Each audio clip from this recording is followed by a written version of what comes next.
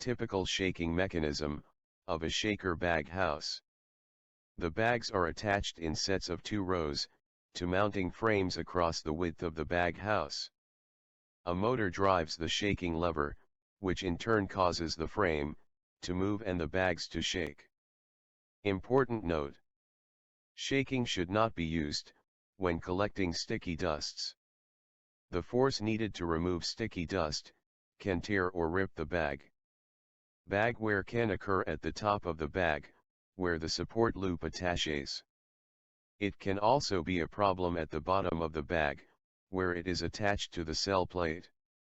Proper frequency of bag cleaning is therefore important to prevent premature bag failure. Shaking filter.